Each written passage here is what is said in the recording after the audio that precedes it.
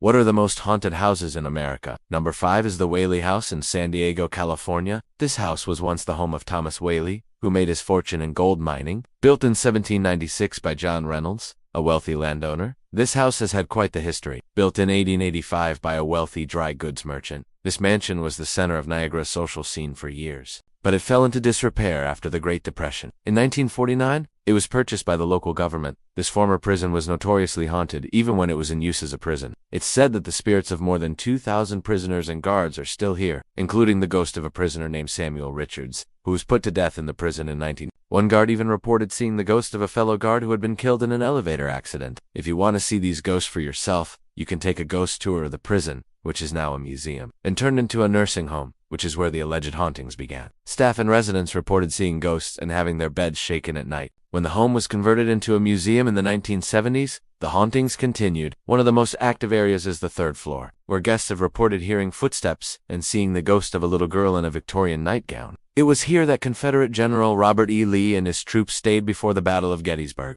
On August 4, 1892, Lizzie Borden's father and stepmother were brutally murdered in their home, and although Lizzie was acquitted of the crime, many people believe that she did it. Ever since, the house has been known as the most haunted house in America. Visitors have reported hearing screams in the night, feeling strange cold spots, and even seeing the ghosts of Andrew and Abby Borden. It's said that during their stay they shot and killed a Union spy, which is why the house is allegedly haunted by his ghost, as well as the ghost of a little girl who died in the home. In 1829, the Shriver House is now a bed and breakfast, so if you're looking for a haunted vacation spot, this might be the place for you. He built the house in 1857, but by 1885, he and his wife were dead, and ever since, it has been said that their spirits, along with several other former residents and even a dog named Scout, who died on the property, have all stayed behind. Visitors and staff have reported seeing all of them, including the ghost of a little girl who died of a fever at the age of 20 months. There's also a ghost cat that has been seen walking through walls. But if you want to see these ghosts for yourself, you're in luck because the Whaley House is now a museum. Number 4 is the Gettysburg, Pennsylvania.